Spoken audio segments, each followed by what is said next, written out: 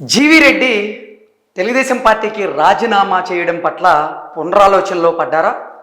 జీవి రెడ్డి తన నిర్ణయాన్ని యూటర్న్ చేసుకోబోతున్నారా అంటే అవునని సమాధానం ఇస్తున్నారు కొంతమంది రాజకీయ విశ్లేషకులు.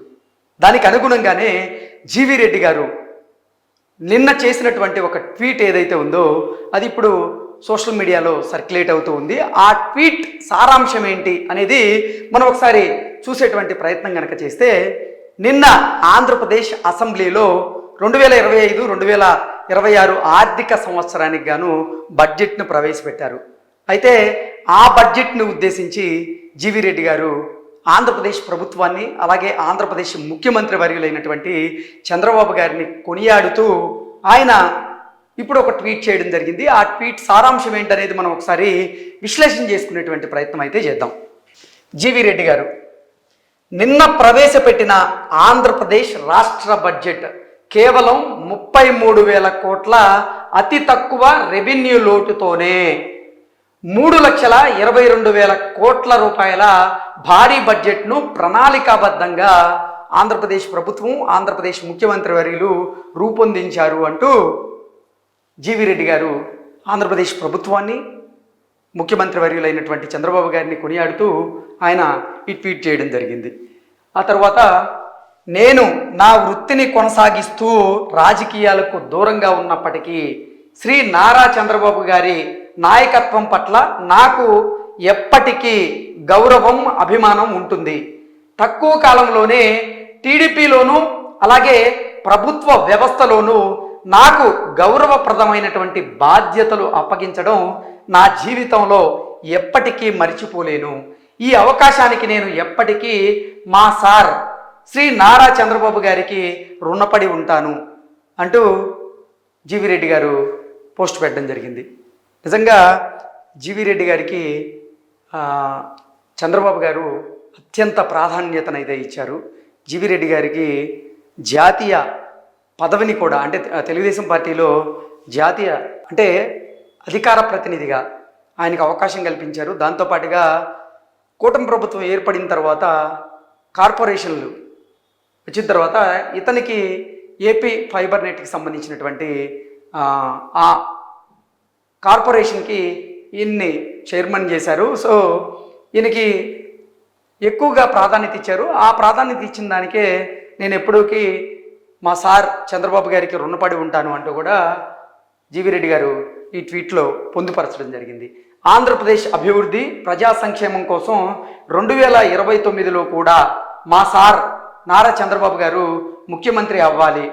రాష్ట్ర పురోగతికి ఆయనకు మద్దతుగా నిలవడం ప్రతి అభివృద్ధి కోరుకునే తెలుగు వ్యక్తి బాధ్యత అంటూ జీవి రెడ్డి గారు ఈ పోస్ట్ పెట్టడం జరిగింది.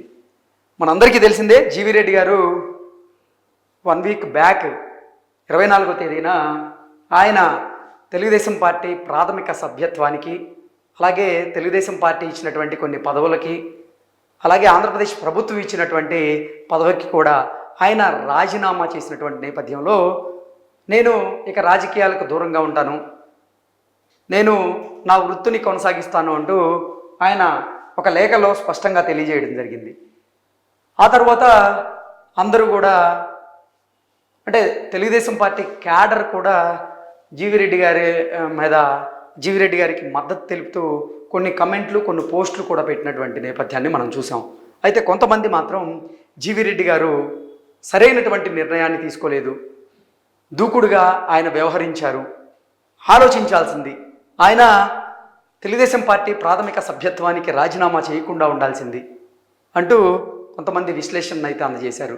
అంటే ఫైబర్ నెట్లో జరుగుతున్నటువంటి అవకతవకల్ని ఆయన బయట పెడుతూ ఒక ప్రెస్ మీట్ పెట్టడం, ఆ ప్రెస్ మీట్ 2 తెలుగు రాష్ట్రాల్లో సంచలనంగా మారడం, ఆ తర్వాత ఆయన ఏపీ ఫైబర్ నెట్లో ఉన్నటువంటి కొంతమంది అధికారులు చేస్తున్నటువంటి అవకతవకల మీద కూడా మాట్లాడడం, అది అధిష్టానం దృష్టికి వెళ్ళడం, నారా చంద్రబాబు నాయుడు గారు జీవి రెడ్డిని పిలిపించి ఆయనతో భేటీ అవ్వడం, ఇది సరైన విధానం కాదు, ఈ విధానాన్ని మార్చుకోమని చెప్పడం, ఆ తర్వాత జీవి రెడ్డి గారు మనస్తాపానికి గురవ్వడం, ఆయన తెలుగుదేశం పార్టీ ప్రాథమిక సభ్యత్వానికి, తెలుగుదేశం పార్టీ పదవులకి, ఆంధ్రప్రదేశ్ ప్రభుత్వం ఇచ్చినటువంటి పదవికి కూడా ఆయన రాజీనామా చేయడం, ఇవంతా రెండు తెలుగు రాష్ట్రాల్లో అయితే చర్చనీయాంశంగా అయితే మారింది. ఆ తర్వాత ఆయన మీడియాకి కొంచెం దూరంగా ఉంటూ వచ్చారు ఈ 1 వీక్.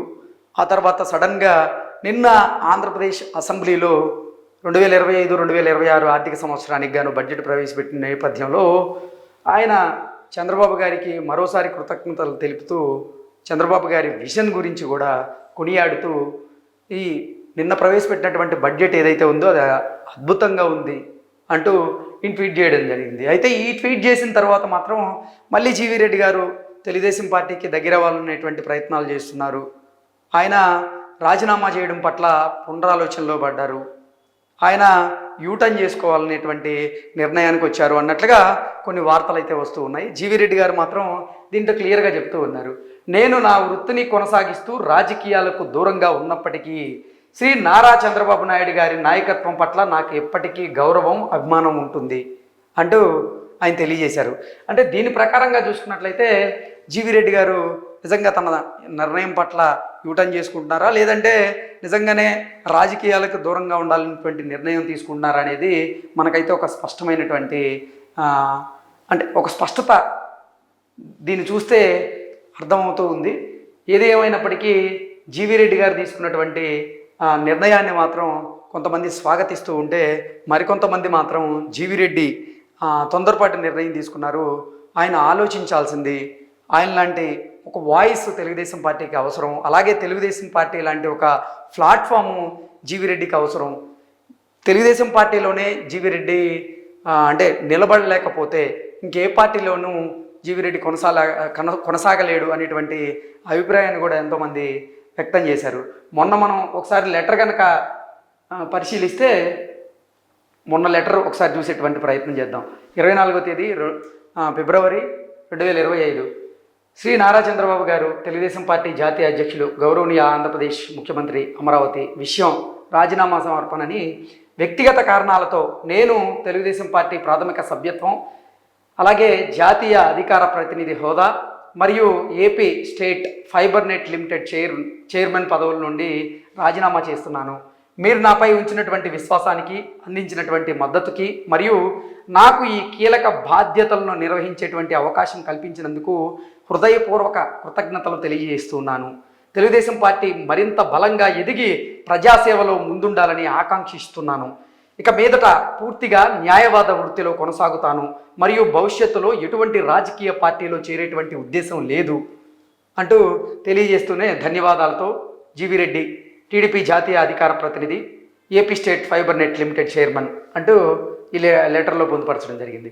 ఆ లెటర్ 24వ తేదీన ఆయన బయటికి విడుదల చేయడం జరిగింది. అయితే నిన్న 28వ తేదీ మాత్రం ఆంధ్రప్రదేశ్ బడ్జెట్ గురించి ఆయన ప్రస్తావిస్తూ ఈ పోస్ట్ పెట్టినటువంటి నేపథ్యంలో జీవీ రెడ్డి గారు తెలుగుదేశం పార్టీకి దూరం అవ్వడం లేదు, తెలుగుదేశం పార్టీలోనే ఆయన ప్రత్యక్షంగా కానీ పరోక్షంగా కానీ కొనసాగేటువంటి అవకాశం ఉంది అనేటువంటి వాదనలు అయితే మళ్ళీ తెర వెనుక వస్తూ ఉన్నాయి. జీవీ రెడ్డి ఇతర రాజకీయ పార్టీల్లో చేరేటువంటి ఉద్దేశం అయితే ఆయనకి లేదు, మళ్ళీ తెలుగుదేశం పార్టీకి దగ్గర అయ్యేందుకు ప్రయత్నం చేస్తున్నారు అన్నట్లుగా కొంతమంది అయితే రాజకీయ విశ్లేషణలు అందజేస్తూ ఉన్నారు. ఏది ఏమైనప్పటికీ కానీ జీవీ రెడ్డి గారు తీసుకున్నటువంటి నిర్ణయం పట్ల భిన్నాభిప్రాయాలు అయితే వ్యక్తమవుతూ ఉన్నాయి.